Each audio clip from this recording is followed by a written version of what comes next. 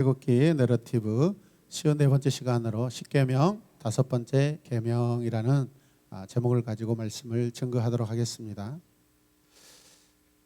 그동안 하나님께서 이스라엘 백성들에게 주신 십계명 넷째 계명까지는 하나님과 사람들과의 관계 안에 주신 명령이라고 볼 수 있고, 이제 다섯 번째부터 열 번째까지는 이 땅을 살아가는 성도 하나님의 백성들이 사람들과 관계에서 어떤 그 약속과 또 사랑과 질서를 지키고 살 것인가, 그 말씀이 우리에게 주신 십계명의 내용인 줄로 믿습니다. 오늘 전반적인 내용을 보면 이 땅에서 우리는 가장 쉽게 오늘 말씀은 효라는 그러한 주제로 우리가 이해할 수도 있습니다. 효라고 이해하면 또 쉽게 이해할 수 있습니다. 한자를 보시면 흑토에 뭐가 있죠? 이게 뭐입니까? 모르시죠? 저는 지팡이라고 생각합니다. 효라는 것이 무엇일까?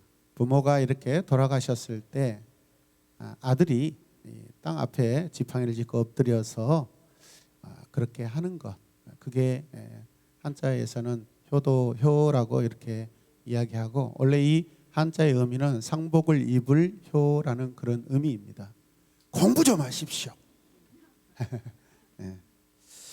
여러분, 부모님 소천 후에 땅에 지팡이를 짚고 엎드리는 거, 그게 효라고 했을 때, 여러분, 이 땅에 우리가 사람으로서 가장 해야 할 옳은 일이 무엇일까라고 우리가 질문을 한번 던져보겠습니다.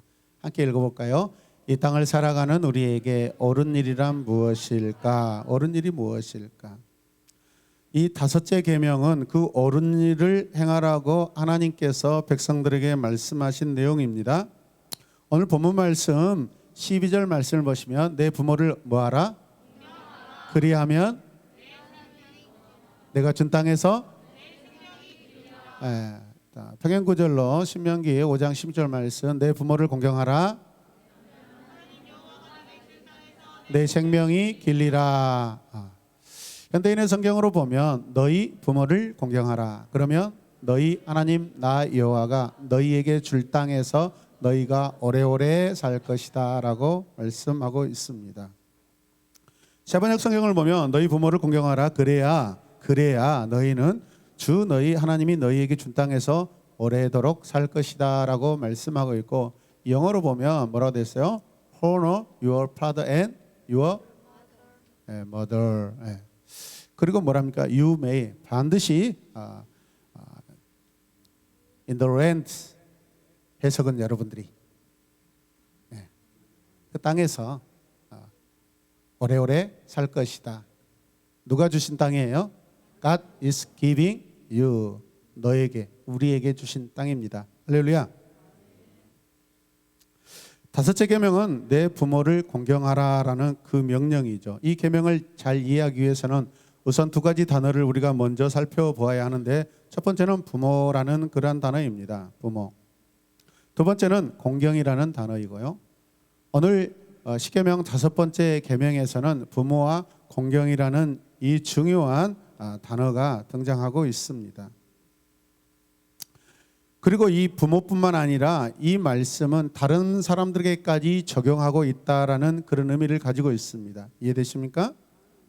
출애굽기 20장 12절 전반절 말씀 보면은 내 부모를 공경하라라고 말씀합니다.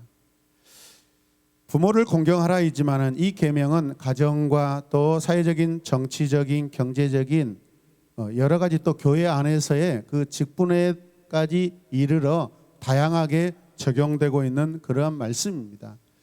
부모를 공경하라 해서 부모만 해당되는 것이 아니라 이 사회 안에 있는, 하나님 나라 안에 있는, 공동체 안에 있는 모든 권위와 질서 안에서도 적용되고 해당되고 지켜야 하는 말씀인 줄로 믿으시길 바랍니다.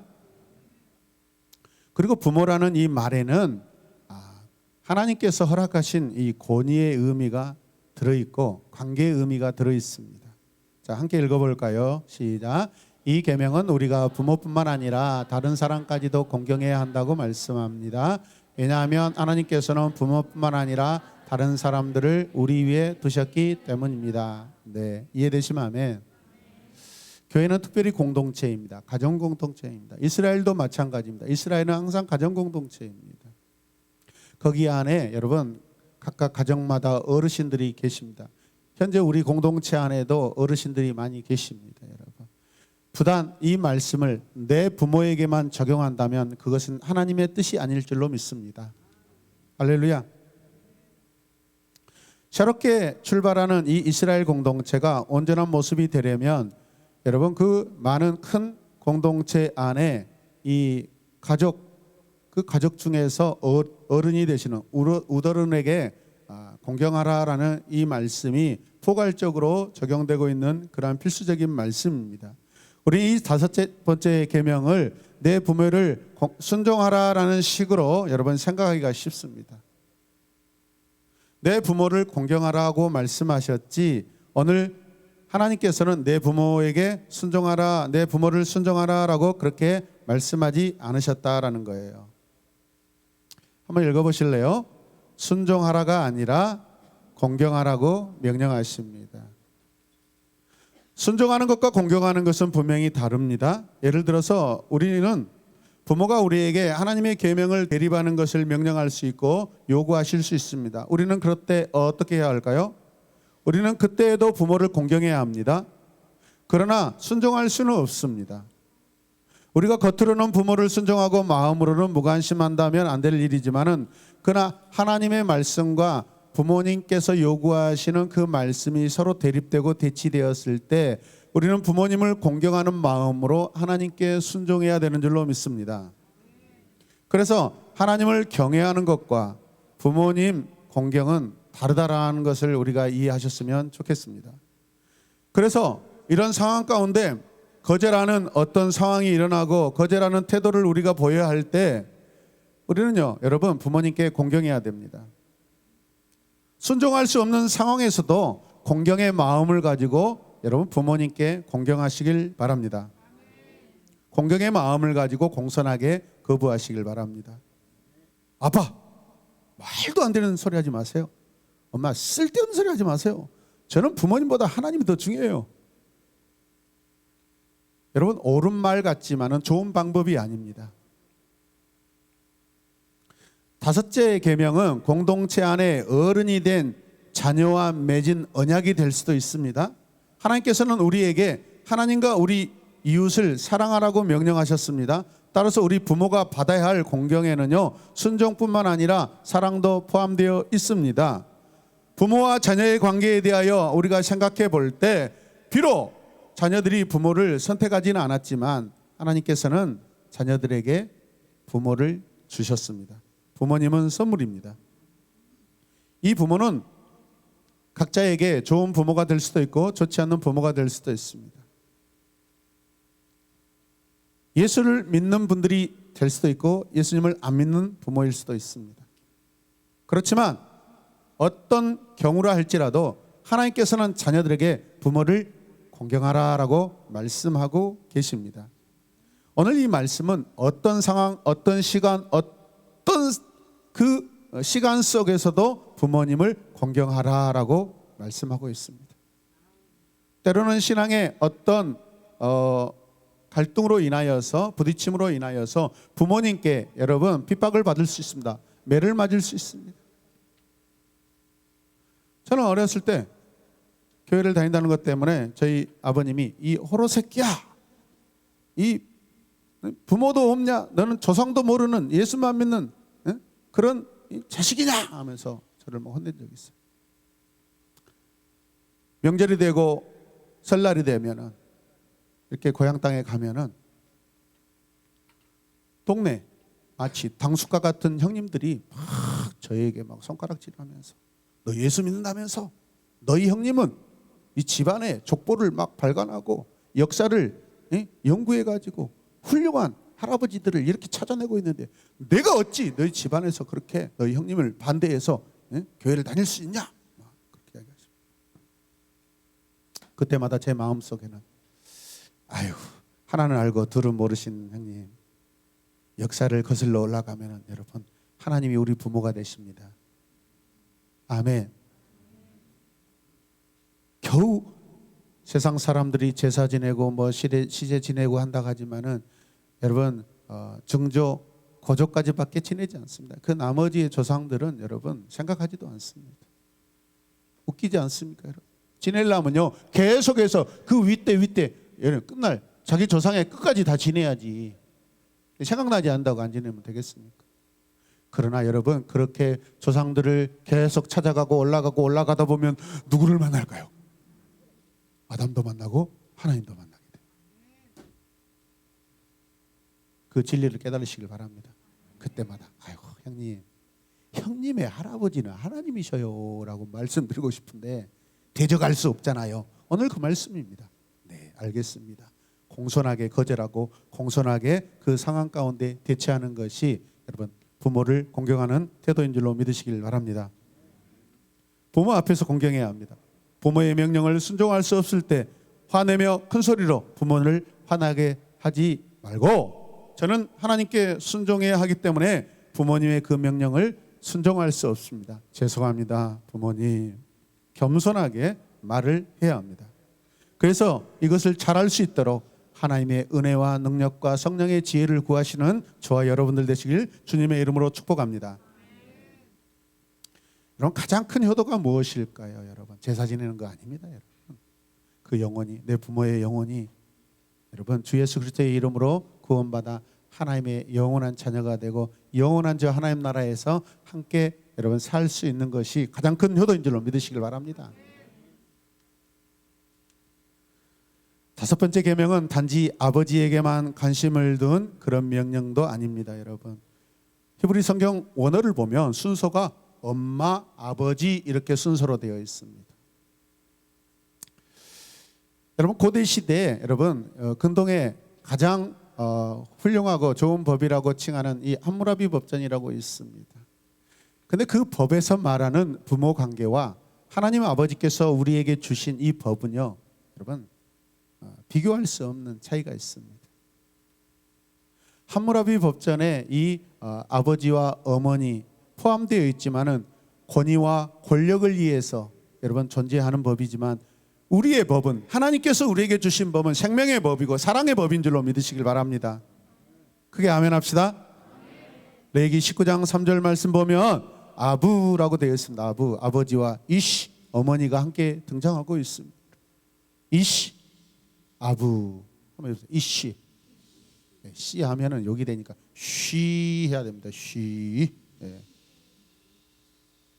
레위기 19장 3절 말씀 보면 너희 각 사람은 부모를 경외하고 나의 안식일을 지키라. 나는 너희 하나님 여호와니라. 이 부모에서 엄마가 먼저 등장하고 있습니다. 그 부분이 무슨 뜻이냐라는 것은 다음에 연구하기로 하고 오늘은 공통적으로 공경이라는 그 말씀을 우리가 함께 살펴보길 원합니다. 사람은 그의 어머니와 아버지를 존경할지라라고 이런 의미로 하나님께서 말씀하신다라는 거예요. 여러분 자녀가 어머니 아버지를 경외해야 야례해야 한다고 말씀하고 있습니다. 경외는 무슨 뜻입니까? 받을 만한 자격이 있는 것입니다. 우리 부모님은 자녀들에게 받을 만한 공경을 받을 만한 사랑을 받을 만한 섬김을 받을 만한 자격이 있으신 분들입니다. 이해되십니까? 여러분 부모에 대한 약속은 하나님께서 이스라엘 공동체에 중심 가치를 두고 하시는 말씀입니다. 여러분 가정에서 덩치가 큰 동생이 조심하세요. 덩치가 작은 형이라고 무시하고 몸싸움을 해서 결코 안 된다라는 것이죠.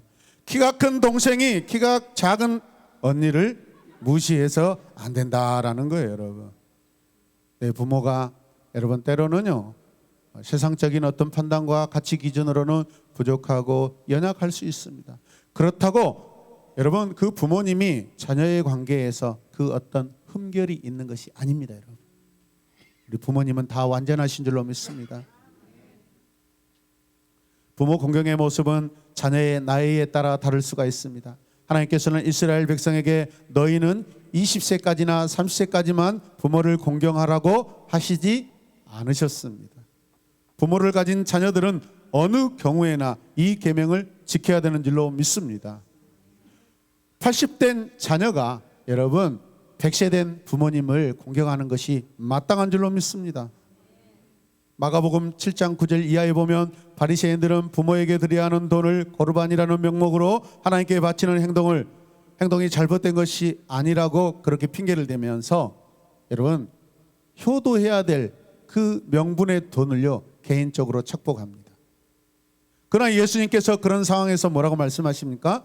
너희가 너희 유전을 지키려고 하나님의 계명을 잘도 버리는구나. 모세는 내 부모를 공경하라. 오늘 말씀입니다. 할렐루야. 노동력이 없는 부모에게 필요한 돈을 드리는 것은 다섯째 계명을 순종하는 것이라고 말씀하셨습니다. 경우에 따라서 이 다섯째 계명을 지키는 형태는 다를 수 있겠지만 우리는 이 계명을 어떤 경우에서든지 어떤 상황에서든지 어떤 시간 속에서든지 완전하게 지켜야 되는 줄로 믿습니다. 그러므로 부모를 저주하지 마시길 바랍니다. 부모 저주하는 자식이 어디 있겠습니까? 라고 반문하실 수 있습니다. 그러나 상황을 보면 우리는 우리의 삶에서 마치 부모를 저주하는 듯한 그러한 삶과 행위를 하고 있다는 것을 경고받으시길 바랍니다. 자녀는 자신의 부모를 치거나 저주해서는 안 된다고 성경이 말씀하고 있습니다. 레위기 20장 9절을 각성하는 마음으로 읽겠습니다. 시작. 만일 누구든지 자기의 아버지나 어머니를 저주하는 자가 반드시 죽일지니 그가 자기의 아버지나 어머니를 저주하였은즉 그의 피가 자기에게로 돌아가리라. 여러분, 공경이라는 것은 무게라는 의미를 가지고 있는 가베트라는 히브리어 동사입니다. 공경은 무게입니다. 공경은 무게입니다. 공경이라는 것 결코 가벼운 것이 아닙니다. 무게입니다. 무게. 존경하다, 영화롭다, 존귀하다, 무겁다, 힘들다, 짐이 되다. 부모를 섬기는 것은 그만큼 중요하고 그만큼 쉽지 않는 일이라는 거예요. 가볍게 여기서는 안 됩니다. 여러분. 이해되시면 아멘. 상대에게 영광을 돌리거나 영화롭게 할 때 사용하고 무겁다는 의미로 가베트를 사용하는데 여러분 자녀에게 부모는 결코 가벼운 대상이 아닙니다. 사랑하는 자녀들 부모님을 무겁게 대하시길 바랍니다. 무거우니까 여러분 힘써 부모님을 업어드리고 섬겨셔야 됩니다. 부모라는 이유만으로도 부모에게 마땅히 공경을 해야 됩니다. 공경하는 것이 힘들다는 것은 부모의 위치 자체도 힘들다는 거예요. 여러분. 효도하는 것이 무겁죠.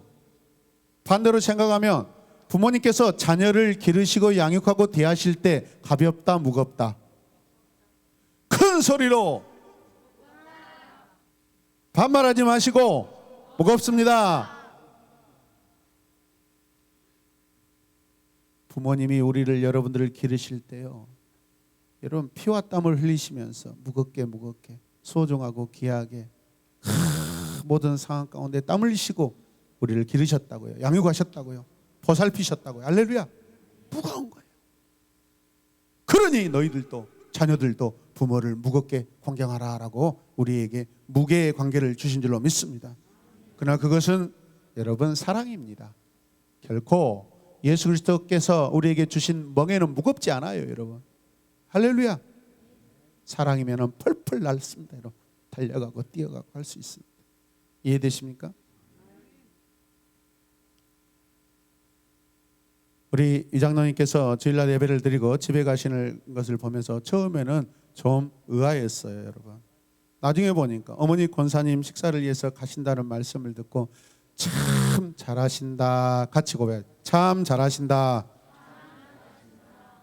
권사님이 연로하셔서 식사를 도와드려 가시는 것이죠. 여러분.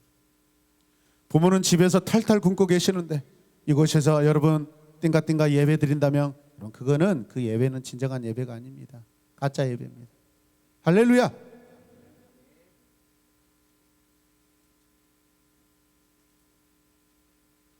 길거리를 지나가다가 아픈 자들을 만나고 불쌍한 사람들을 만났을 때 근데 예배 시간과 겹쳤을 때 그러나 눈앞에 보이는 그 연약한 자를 도우고 예배 드리러 오시길 바랍니다. 외면하지 마시길 바랍니다. 그것이 주님이 원하시는 사랑이에요. 믿으시면 아멘. 그렇게 해드리고 오면서 기도하셔요. 주님, 이렇게 하다가 제가 예배 시간 늦었습니다. 주님, 죄송합니다. 겸손하게. 주님이 그 예배도 받으셔요. 오는 길의 시간도 받으셔요. 와서 늦어서 나머지 드리는 그 예배도 다 받으신 줄로 믿습니다.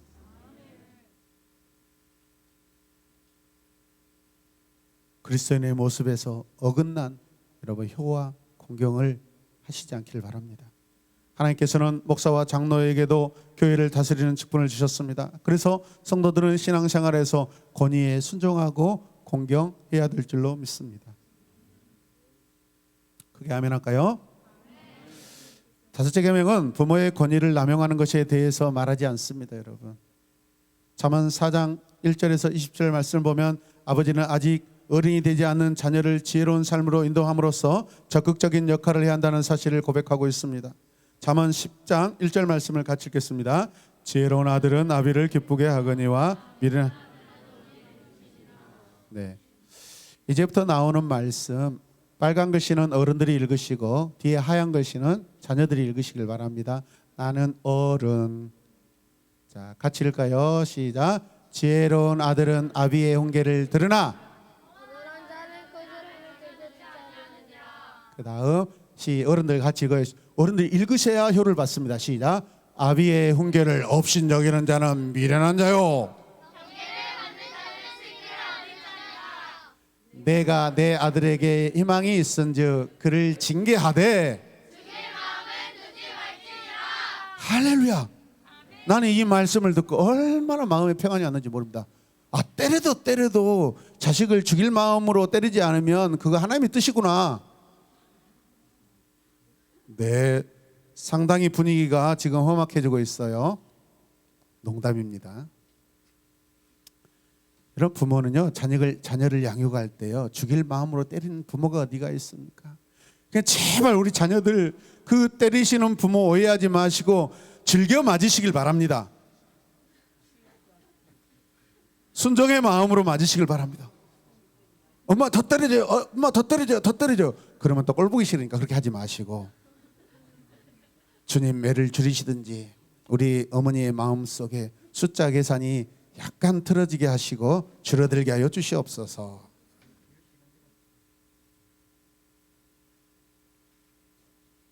죽을 만큼 때리지 말래요. 자녀들은 안심하시고 부모님이 아주 심하게 때리시면 이 말씀으로 달래드리시길 바랍니다. 네. 신약성경은 특별히 다섯째 계명을 인용함으로써 훌륭한 양육과 부모 공경에 대해 여러분 명령을 연결시킵니다. 자, 같이 한번 읽을까요? 에베소 말씀 시작. 자녀들아 주 안에서 너희 부모에게 순종하라. 이것은 약속이 있는 첫 계명이니 이로써 내가 잘되고 땅에서 장수하리라. 아멘. 오늘 출애굽기 20장 12절 말씀도 동일합니다. 한치의 오차도 없이 똑같습니다. 골로새서 3장 20절 말씀을 또 보시면 자녀들아 모든 일에 부모에게 순종하라. 이는 주 안에서 기쁘게 하는 것이라. 아멘. 순종이 뭐예요? 여러분, 부모를 기쁘시게 하는 것이고, 여러분 특별히 순종이라는 말 주의 깊게 듣다라는 거예요. 이해되십니까? 우리가 부모님과 자녀 관계에서 부모님을 기쁘시게 하고 부모님을 공경하는 것이 뭐예요? 부모님이 하신 말씀에 대해서 주의 깊게 네. 제발 혜성아 엄마 말 좀 깊이 들어. 시우야, 엄마가 너에게 이야기했잖아. 편의점 가지 말라고 이야기했잖아. 유빈아, 너 제발 엄마 말 좀 잘 들어. 일주일에 한 번만 치킨 시켜 먹으라고 했는데 왜 자꾸 두 번, 세 번 시켜 먹는 거야? 주의 깊게 들어야 됩니다. 부모 말씀을 주의 깊게 들으셔야 돼요. 할렐루야. 그게 순종입니다. 예수 그리스도 안에서 우리가 이 계명을 지키면, 또한 이 계명을 어길 때마다 그리스도의 은혜를 구하면 우리는 하나님께서 다섯째 계명을 통해 약속하신 생명을 여러분 얻도록 보장해 주신 줄로 믿으시길 바랍니다. 하나님께서는 이 계명에 약속을 더하셨습니다. 오늘 본문 말씀 후반절 읽겠습니다. 시작. 그리하면 내 하나님 여호와가 내게 준 땅에서 내 생명이 길리라. 그리하지 아니하면 내 생명이 이 땅에서 짧으리라. 기가 막히게 이해를 잘하셔요. 부모 공경은 무거운 사명이기에 그만큼 하나님은 그 무거운 사명을 잘 지켰을 때 조건부로 이 땅에서 그 생명이 길게 축복해 주십니다. 생명이 길다라는 것은 장수를 의미하는데 여러분 성경의 보편적인 복입니다. 하나님께서 백성들에게 복을 주실 때 여러분 장수의 복이 굉장히 중요한 복입니다. 할렐루야. 부모님을 공경하시고 이 땅에서 복음 전하며 오래오래 사시길 바랍니다. 그러므로 우리는 공경하지 않는 것은 마치 저주하고 경멸하는 것이다 라고 볼 수 있습니다. 같이 읽읍시다. 공경하지 않는 것은 저주하고 경멸하는 것이다. 에베소서 6장 2절 3절 말씀 보면 내 아버지와 어머니를 공경하라. 이것은 약속 있는 첫 계명이니 이로써 내가 잘되고 땅에서 장수하리라. 아멘. 이 계명을 지키는 사람들에게 이 땅에서 형통이 보장되어 있습니다. 하나님의 계명을 지키는 것의 결과가 세상의 행복으로 나타난다고 말씀하고 있습니다. 그렇지만 어떤 사람들은 기독교인들도 일찍 죽고 가난해서 살기도 한다고 그렇게 반문하기도 합니다. 그 의미를 깊이 새기시길 바랍니다. 여러분. 우리 중에는 이 다섯째 계명을 잘 지킴으로써 약속된 행복을 누릴 수 있는 사람은 아무도 없어요. 여러분. 이 땅에서 부모님을 100% 공경했다라고 여러분 자신 있게 손을 들 수 있는 사람이 어디가 있겠습니까? 여러분, 부모님이 만족하실 때까지 해드리는 것이 효도인 줄로 믿습니다. 소비자의 불만을 다 들어주고 해결할 때까지 해주는 것이 서비스입니다. 이거 어디 서비스 센터에 기록되어 있는 말인데, 여러분, 누가 하나님께서 자기 위에 두신 사람을 잘 공경했습니까? 이 세상의 시작부터 지금까지 이 다섯째 계명을 범하지 않는 사람이 그 어떤 누가 있겠습니까? 그렇지 않는 한 사람이 있다면 우리 주 예수 그리스도이신 줄로 믿습니다. 주 예수 그리스도는요, 하늘 아버지에게요 단 한 번도 불순종하지 않고 마음을 아프게 해드린 적이 없는 사랑의 아들이신 줄로 믿으시길 바랍니다. 우리도 주 예수 그리스도와 같은 하나님을 사랑하고 공경하는 그러한 하나님의 사랑받는 자녀 되시길 바랍니다. 오직 한 분이 계시죠. 여러분, 그런 부모를 공경하셨고 악한 대제사장과 총독 빌라도까지도 공경했습니다. 이렇게 이 계명을 완전하게 지키신 예수 그리스도께서 하나님의 약속하신 하늘과 땅의 모든 권세를 받으셨습니다. 주님께서 고난 받으실 때 여러분 위의 권위들이 여러분 핍박하고 생명을 쥐고 흔들 때 주님은 결코 대적하거나 여러분 거슬리는 그러한 말씀 행위 자체가 없으셨습니다. 이해되십니까? 우리 주님 하늘에 올라가셔서 세상을 다스리시고 마지막 날에 다시 오셔서 영원토록 이 세상을 다스리실 주님이신 줄로 믿습니다. 예수 그리스도 안에서 우리가 이 계명을 지키면 또한 이 계명을 어길 때마다 그리스도의 은혜를 구하면 우리는 하나님께서 다섯째 계명을 통해 약속하신 생명을 영원토록 얻을 줄로 믿습니다. 자녀들아 모든 일에 부모에게 순종하라. 자녀들아 모든 일에 부모에게 순종하라. 모든 일에 순종하라. 모든 일에 순종하라. 할렐루야. 골로새서는 다른 성경과 달리 효를 강조하면서 모든 일에라는 수식어를 넣어놨습니다. 왜 그랬을까요? 골로새라는 도시는 무역 도시여서 세계 각국의 사람들이 살고 있습니다. 골로새라는 도시는요 굉장히 부한 도시입니다. 그러다 보니까 국제 결혼이 빈번하게 일어나고 혈연적인 연대감도 약했습니다. 여러분, 부모를 쉽게 버릴 수가 있었습니다. 거기에다 이 지역에 살던 유대인들이 헬레니즘 영향을 받아서 영지주의자들과 결혼을 합니다. 영지주의자들은 육은 더러운 것이고 영은 깨끗한 것이라고 이분법적 사고 논리를 한 사람들입니다. 그래서 육신에 있는 부모는 더럽고 여러분 영적인 관계만 중요하게 생각했던 것입니다. 옳습니까? 잘못된 것이죠.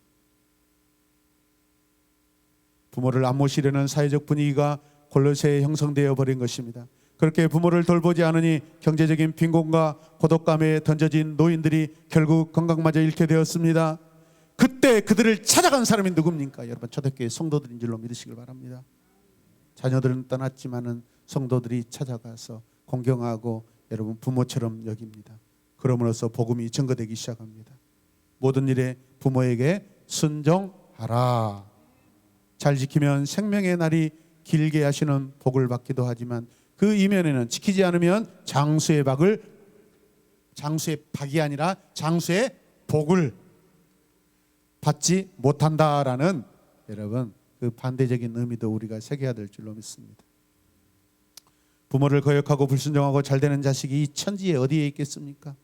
결코 그럴 수 없습니다.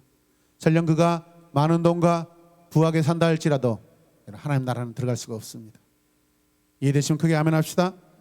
주님께 간절히 바라옵기는 우리 성도들이 부모님을 잘 섬겨 하늘의 복을 받고 형통하기를 바랍니다.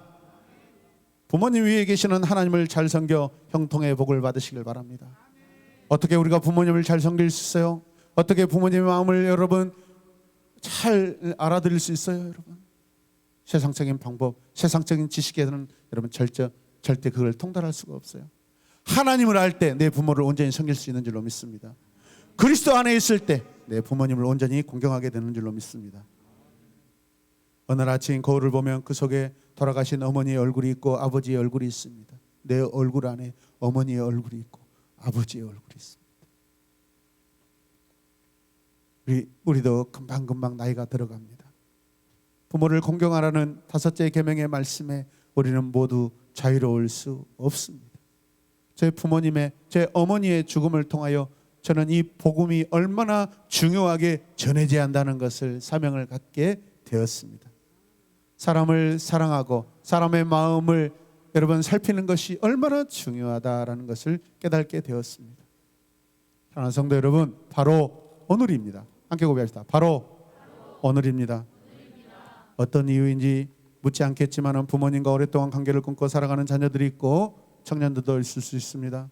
그 부모님은 영원히 내 곁에 계시지 않습니다. 불편하십니까? 귀찮으십니까? 그러나 오늘 지금 전화를 하시길 바랍니다. 지금 말고 이따가 하시길 바랍니다. 시간은 여러분을 기다려주지 않습니다. 부모님도 우리를 기다려주지 않습니다. 엄마 아빠 한마디면 충분합니다. 같이 고백합시다. 아빠 엄마. 하나님께도 돌아오시길 바랍니다. 하나님께도 돌아오시길 바랍니다. 하나님 아빠께 돌아오시길 바랍니다. 하늘 아버지께 돌아오시길 바랍니다. 하나님 아빠 사랑해요. 함께 고백합시다. 하나님 아빠 사랑해요. 할렐루야. 이거면 충분합니다. 누가복음 15장에는 아버지가 살아있는데도 아버지의 유산을 챙겨서 집을 나간 탕자가 등장합니다. 그런데 그런 아들은 유대법으로 반드시 돌로 쳐 죽여야 됩니다. 치게 해버려야 됩니다. 그런데 이 아들이 완전히 탕진해서 거짓거리 되어 굶어 죽게 되었을 때야 비로소 집에 돌아옵니다. 아버지 집에 돌아옵니다. 그때 문 밖에서 그 아들을 이제나 저제나 기다리던 아버지는 아직도 거리가 참 먼데 아들을 보고 뛰어가 그 아들을 안아버립니다. 이건 단순히 부성애를 말하는 게 아닙니다.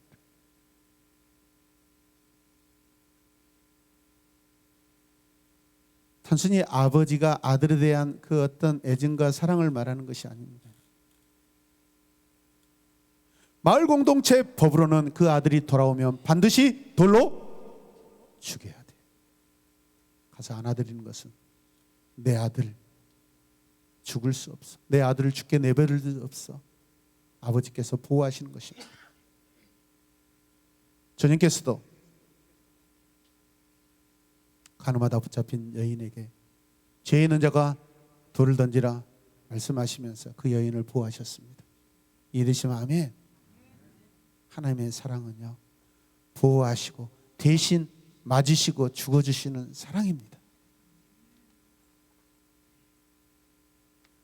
안 돼. 내 아들 마을에서 죽으면 안 돼. 그리고 그런 마음으로 뛰어가신 것입니다. 어쩌면 이번 다음 주 추석 명절에 여러분들 고향에 돌아가시면 일로하신 부모님들이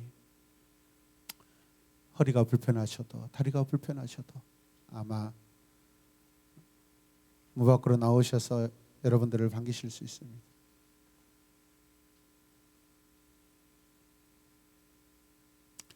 우리 부모님은요, 자식을 한결같이 사랑하십니다.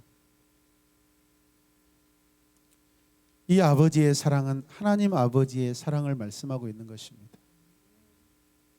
여러분들이 하나님 아버지께 이 시간 돌아오길 바랍니다.